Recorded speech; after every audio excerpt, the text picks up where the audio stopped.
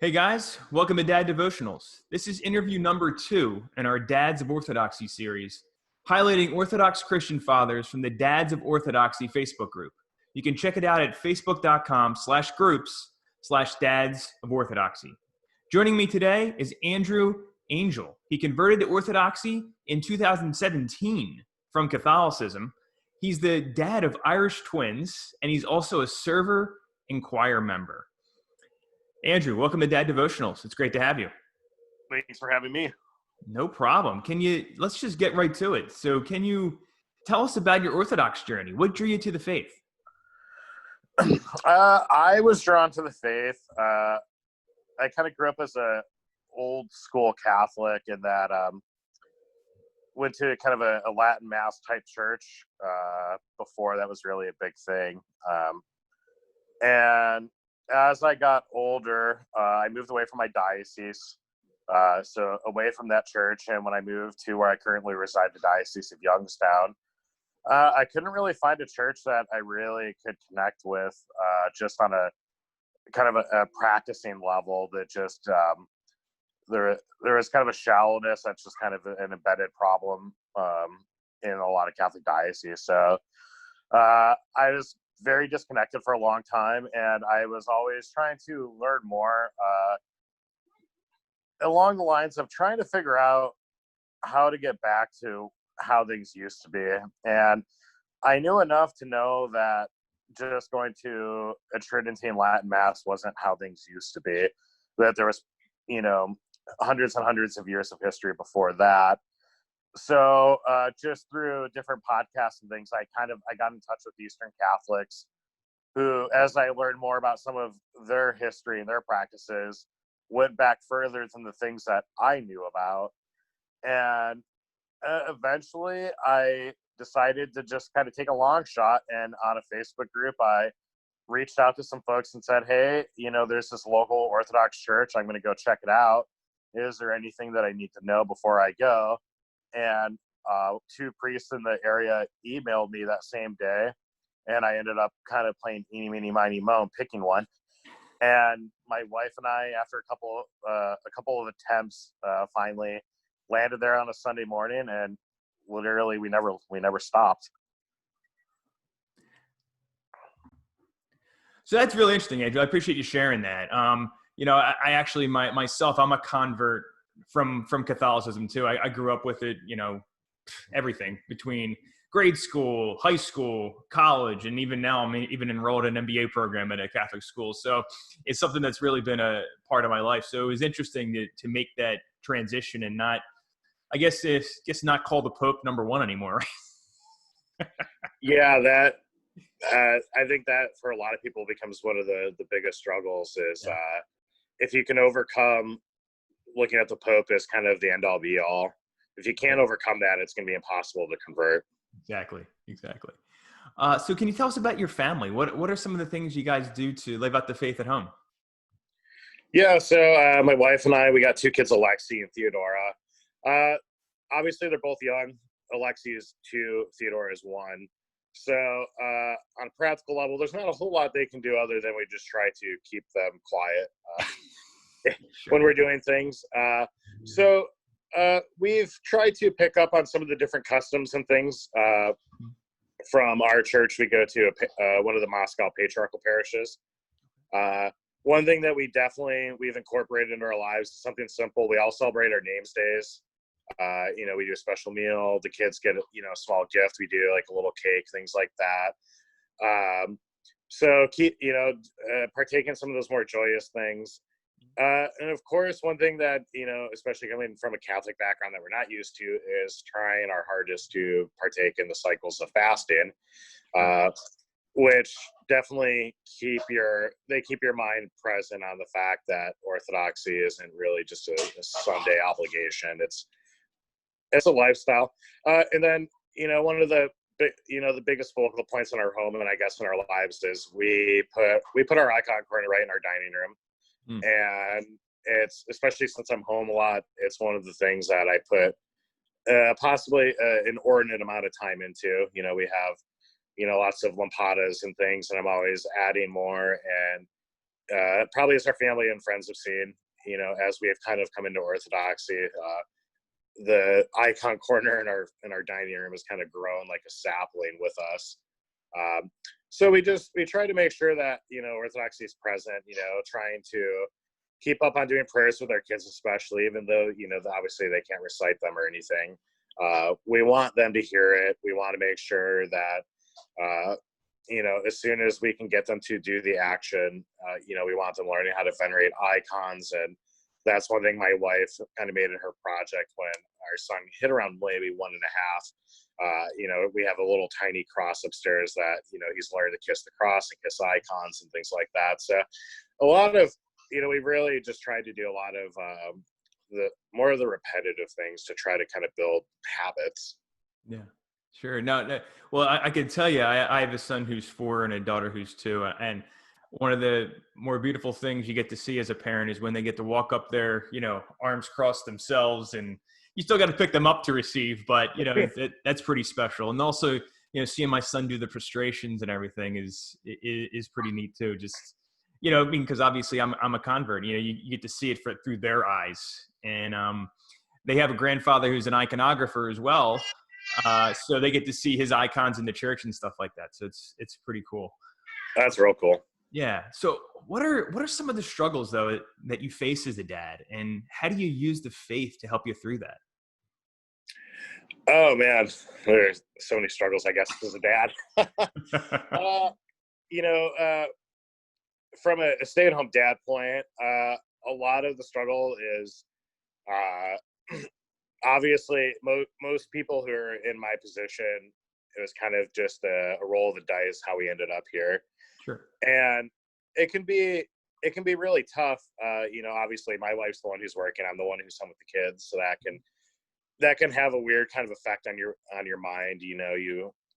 If you don't keep things in perspective, that can get, causes of anxiety and division. And, the one thing that, the faith has really helped me out with is, kind of no matter what I'm doing, whether I'm taking care of kids or should the roles change and I go back out and work, the faith life of the family is still really, it's my responsibility and my domain. And, my wife and I make sure that, I kind of take charge on that. She kind of steps back a little bit, so especially during these last several months of, online services and things like that. I'm the one who is organizing the Typica and finding the variable parts for the reader services. And, even during the week, I got a close group of friends together on a video call, and we did various canons and akathis, on a daily basis to try to keep the faith life alive when most of us weren't able to go to church. So really, my faith life, the biggest thing that I do is I just stay connected to it. And if I do that, everything seems to work itself out. And if I try to pull away, I notice that's when things in the regular part of life tend to get worse. Yeah, no, I can tell you that for sure. That I experienced that as well. So, I mean, especially right now, it's been a very trying time. I know my wife has spent each week just upset that she just can't even, approach the cup, let alone, experience the fullness of the service. So you touched on it on a little bit there, but can you tell us a little more about, how the difficulty in adjusting to the online service, and I guess now whether or not you have a church that is opening up, at least in a small capacity with social distancing or whatever, but at least you're able to get to go there in some fashion. Yeah. So when this started, it was kind of a shock because I think for a lot of us, it kind of came out of nowhere, really. Yeah. I was aware of, I'm kind of a news hound. I watch probably too much of it. And, I was listening to things about COVID in probably early February. Yeah. And then all of a sudden at the beginning of March, bam, churches are closing and things like that. Right. The services were a shock. And I think the first weekend, we kind of just went through the motions. We weren't really sure. So we woke up on Sunday morning and didn't have anywhere to go. So I put the service at our church on TV, and my wife and I, it took us about 20 minutes to decide that that really wasn't working. Great for the kids because they can hear the sounds, they recognize it. Sure. And then we ended up deciding we were going to do type of services, which as converts we never really did, because for the most part we went to the services when they were available. Give me 1 second. I'm going to get away from the. It's okay. No worries. Yeah. All right, and we're back. Sorry about I guess as us dads, we all understand the trying times right now with kids, especially now. I mean, you're a stay-at-home dad, so you deal with it 24/7 anyway, right? Yeah, and try to burn off that energy when you can't go to the park and things like that. Sure. Yours or theirs? Yeah, no kidding, all of us. Yeah. Yeah, the online services, my wife and I decided they're great. The older members of our parish like them, and that's good if it keeps them connected, but at the same time that the services disappeared, I got I'd mentioned I started doing like a daily thing of prayers with some friends. So I went to my priest and I got permission to do that, and I invited a small group of guys. There's 3 to 4 of us depending. And we did that every day. And one of the guys in there is also in the St. Stephen's program over at Antioch Village. Okay. And he and I had discussed how really, if we're able and we have the ability and the means, then we should be trying to do these different reader services. So I made that a priority, especially for Sunday liturgy. We organized our gospel and our epistle and the Typica. We did that. And that's really how we survived. A lot of, daily canons and Akathis with my friends to kind of keep me attached, and, trying to just get some semblance of kind of at least a Sunday liturgical life, even if we weren't, of course, able to, to go to our church. And we were fortunate. We, as a parish, I think we're in a kind of a different situation than a lot of people. We're in Ohio. We're in the Youngstown area, and we're the only patriarchal parish anywhere near us. And Ohio kind of has had an exemption for churches. And Bishop Matthew, our current bishop, his instructions were essentially follow your local guidelines. So in Ohio, our local guidelines are we never technically had to close. So our priest, he ran the church with a skeleton crew for about 4 or 5 weeks. And then right after Pascha, that really kind of came to an end. Then we kind of changed it to where if you were comfortable to come back. And we had some smaller services at first, like, a few of us gathered for Agape Vespers on Pascha in the afternoon. We did basket blessings together.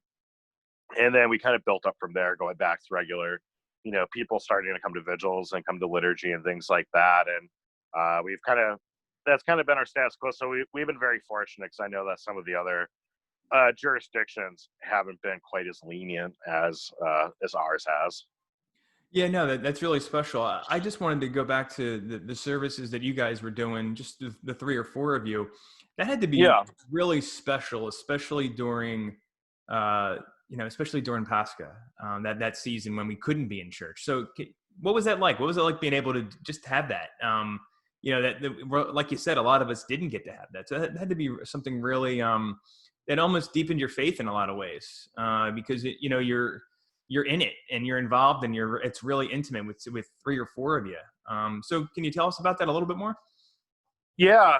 It started off, I wasn't, when I got this permission from Father Mike, my priest, I didn't even really know what I was going to do with it.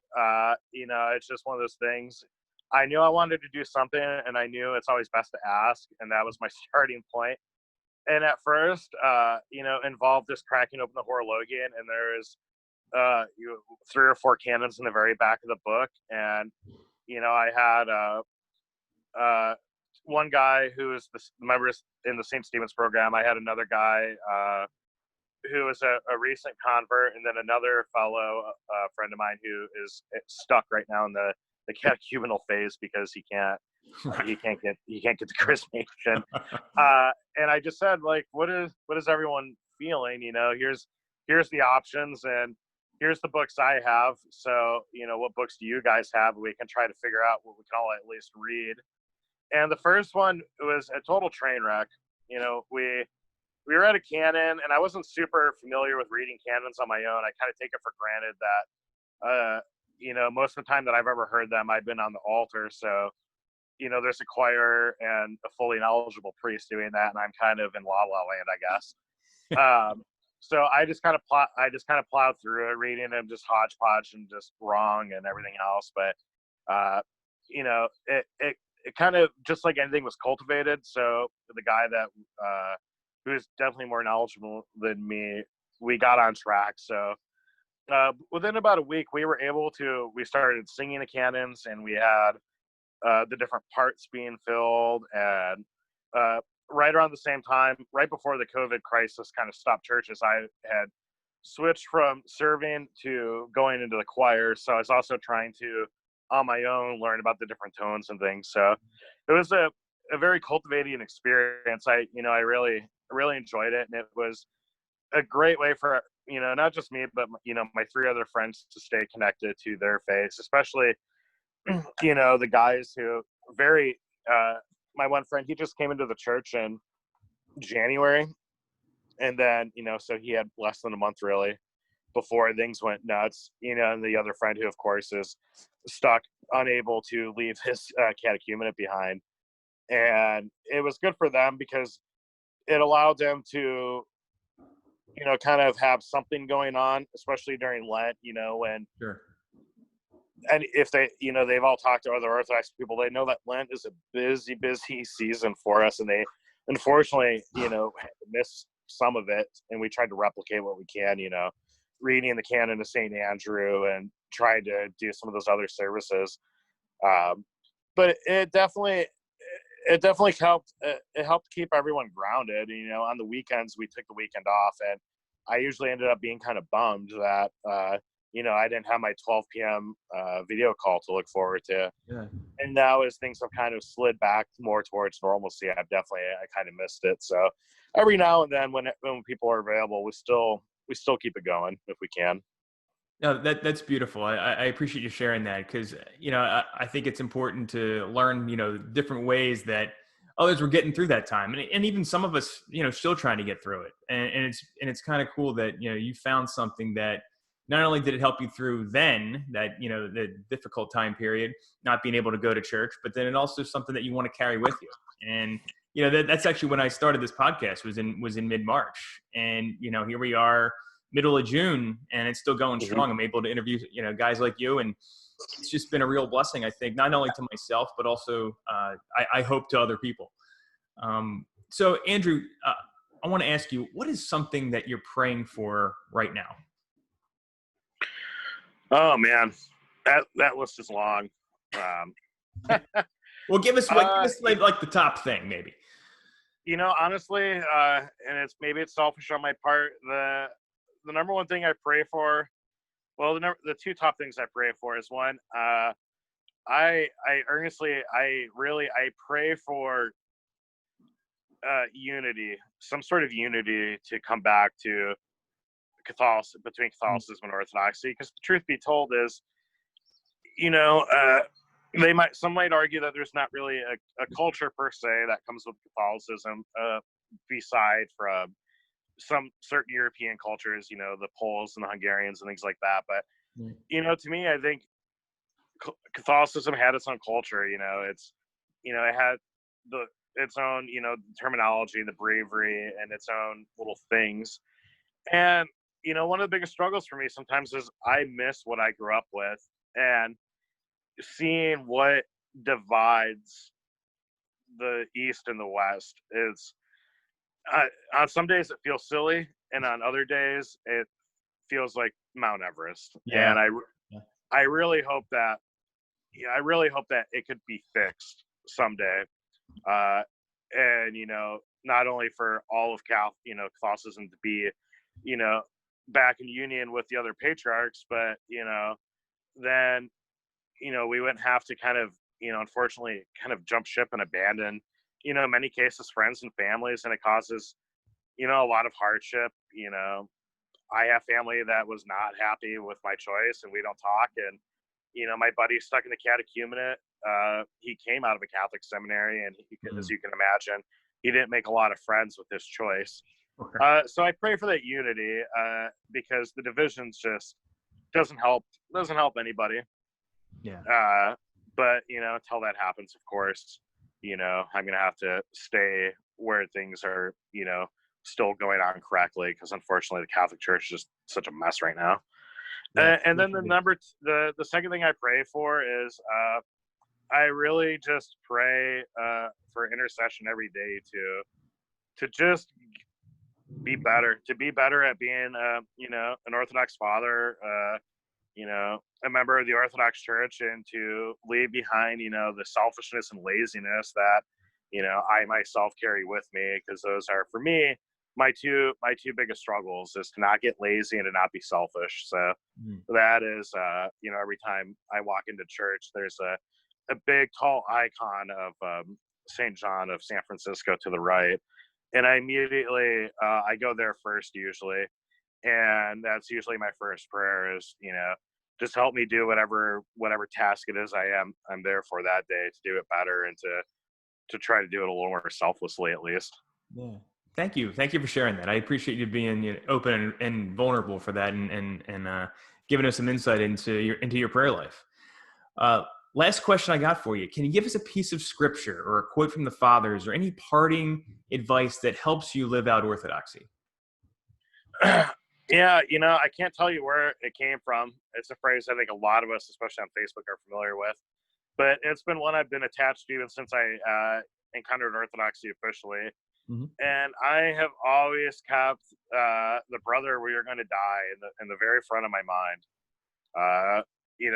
Some say that the Orthodox are rather morbid for our preoccupation with death, but you can encounter so many fathers and saints who say the same message in different and very eloquent terms, and that is, if you don't forget that you're going to die someday, then you'll never sin, or at least in most of our cases, maybe we'll sin less, hopefully. And that's the number one guiding thing. I try to remember that I could die tonight in my sleep, or I could die 40 years from now. And I don't know when it's going to come, just like we don't know when Christ is coming back to judge the living and the dead. We have to be prepared. And I try to make that my number one guiding principle, because that's where the buck stops for all of us. Andrew, thank you so much. This has been a pleasure. I appreciate your insight. I appreciate your openness and your honesty.